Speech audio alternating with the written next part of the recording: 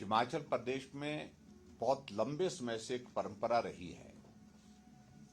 कि जब बजट सत्र होता है तो बजट सत्र से पहले जो चुने हुए प्रतिनिधि हैं यानी विधायक हैं वो अपने क्षेत्र से संबंधित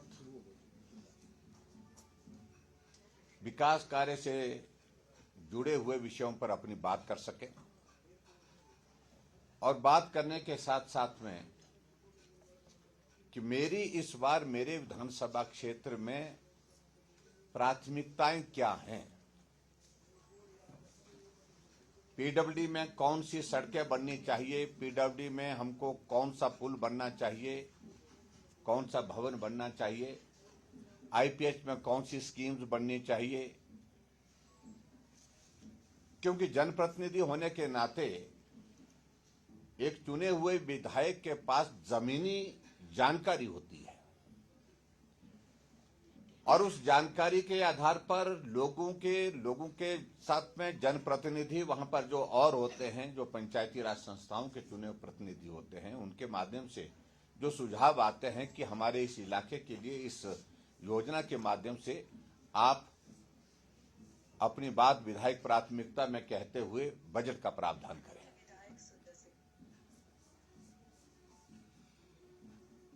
और परंपरा है, इसलिए इस परंपरा के अंतर्गत एक विषय यह भी रहता है कि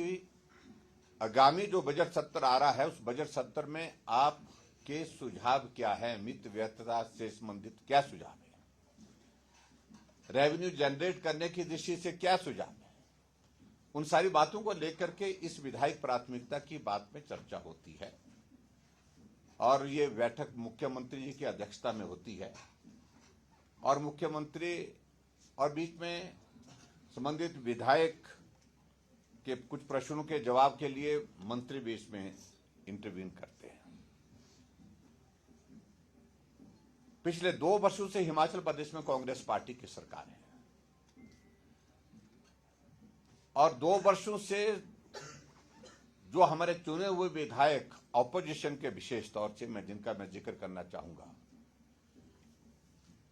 परंपरा के हिसाब से उसका पालन करते हुए विधायक प्राथमिकता की बैठकों में जाते रहे। लेकिन हमें इस बात को लेकर के अफसोस है कि 2 वर्ष के कार्यकाल में ऑपोजिशन के विधायकों की डीपीआर बनने की प्रोसेस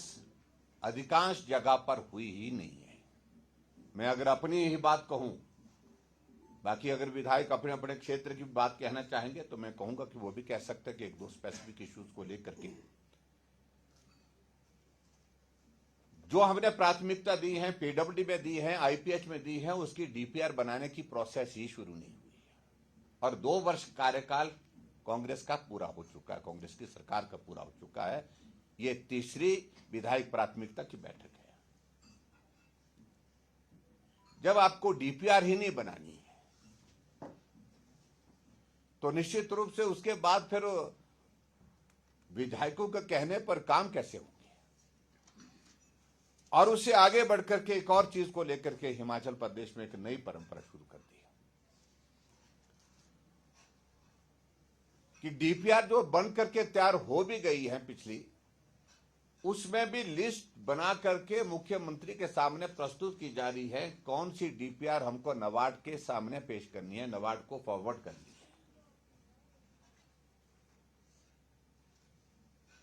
और उसमें फिर जो है भारतीय जनता पार्टी यानी कि विपक्ष के विधायकों के जो डीपीआर बनी है उनके सामने कांटा लगता है और सिर्फ कांग्रेस के विधायकों की और कांग्रेस के विधायकों में से भी उन विधायकों के लिए प्राथमिकताएं तय हो रही है जो मुख्यमंत्री के करीब है, नजदीक है। उनकी स्कीमों के सामने टिक लगता है और बहुत सारे कांग्रेस के विधायक, जब हमने पिछले कल ये फैसला किया कि हम नहीं जाएंगे, तो कांग्रेस के भी बहुत सारे विधायक ऐसे हैं जो संपर्क कर रहे हैं कि हमारी भी स्थिति ऐसी ही है जैसी स्थिति आपकी है। मैं समझता हूं ये बहुत दुर्भाग्यपूर्ण है।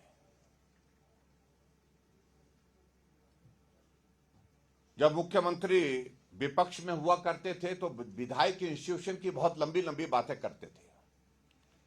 विधायकों के लिए ये होना चाहिए, विधायकों के लिए वो होना चाहिए, विधायकों के जो प्रेरोगेटिव जो है उनको स्ट्रेंथन करना चाहिए, हमको एक मंच पर सारी चीजों को छोड़ करके काम करना चाहिए। लेकिन बहुत निराशा है, बहुत दुर्भाग्यपूर्ण परिस्थिति है हमारे सामने। अगर विधायक इंस्टीट्यूशन को पूरी तरह से बर्बाद अगर किया है तो वर्तमान की सरकार में हुआ है। हम विधायक चुने हुए हैं, लेकिन विधायक होकर के भी हम डिप्टी कमिश्नर को लिखते हैं कि मेरे विधानसभा क्षेत्र की इस स्कीम के लिए आप पैसा स्वीकृत करिए, लेकिन हमारे कहने पर पैसा स्वीकृत होता नहीं है। जो कहीं चुनाव में नहीं जीते हैं, जिनने कहीं ने चुनाव भी नहीं लड़ा है, अगर चुनाव लड़ा है तो चुनाव हारे हैं, उनके लिए वो भी स्पेसिफिक होकर के कांग्रेस पार्टी में भी एक एक विधानसभा क्षेत्र में 3-3 4-4 नेता हैं, लेकिन जिस का नाम सुक्खू जी ने डिप्टी कमिश्नर को यहां से भेजा है कि इस विधानसभा क्षेत्र में अमुक कांग्रेस के इस नेता के कहने पर काम होंगे, बाकी उनके कहने पर काम नहीं होंगे, उस प्रकार से पैसा स्वीकृत किया जा रहा है। एक तरह से विधायकों को अपमानित करने का यह क्रम जो है लगातार चला हुआ है। और हम जाते इस बात को लेकर के हैरान होते हैं, कांग्रेस के वो लोग जो किसी दायित्व पर, सरकारी दायित्व पर नहीं है,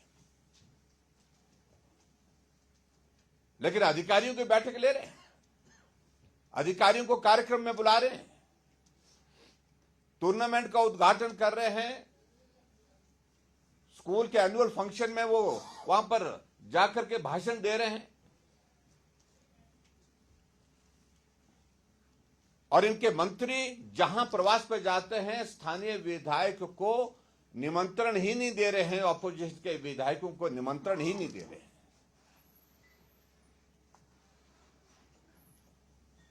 हम भी सरकार में 5 वर्ष रहे तो 5 वर्षों में हमने एक चीज को देखा, जहां मंत्री जाता था हमारे चुने हुए विधायकों को, वहां पर चाहे कांग्रेस पार्टी का है, उनको सूचना जाती थी, कार्ड जाता था, इनविटेशन जाता था प्रोग्राम का, उसके बाद उनको आने के लिए आग्रह भी करता था। कई जगह तो मंत्री और मैं व्यक्तिगत रूप से भी जहां जाता था वहां उनको बुलाने के लिए, निमंत्रण के लिए फोन करता था, लेकिन ये परंपरा ही समाप्त हो गई। लोकतांत्रिक मूल्य की अगर हम बात कहें तो मैं समझता हूं कि इससे बड़ा दुर्भाग्यपूर्ण परिस्थिति हमने आज से पहले नहीं देखा। हम पिछले कई सालों से व्यवस्थाओं का दौर देख रहे हैं, लेकिन विधायकों के लिए हमेशा, विधायक के लिए मुख्यमंत्री के दिल में, क्योंकि ये मेरे बराबर का, क्योंकि मैं भी एक विधायक हूं, मुख्यमंत्री भी विधायक होता हूं,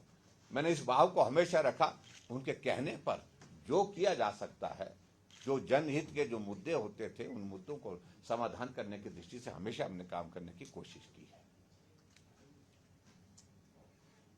ऐसी परिस्थिति में मैंने अपने विधायक दल के सब साथियों के साथ बात की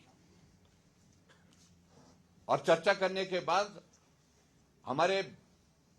सभी विधायकों का एक मत से एक फैसला था, और ये फैसला ये था कि जितना अपमानित विधायक इस वर्तमान सरकार के कार्यकाल में हुआ है, चाहे वो विधानसभा क्षेत्र के अंतर्गत सरकारी कार्यक्रमों में उनकी अनदेखी करना, अगर कोई विधायक मंच पर चला भी जाता है, मुख्यमंत्री या मंत्री की उपस्थिति में उनको जलील किया जाता है। मंजार विधानसभा क्षेत्र में तांदी के गांव में आग लग गई, मुख्यमंत्री जी वहां गए, वहां के विधायक सुरेंद्र शौरी जी ने कहा कि मैं भी 2 शब्द बोलना चाहता हूं, लेकिन कांग्रेस का एक नेता था जिसका नाम भाषण देने के लिए वहां पर रख दिया गया था, लेकिन बाद में मुख्यमंत्री ने कहा कि कोई नहीं बोलेगा।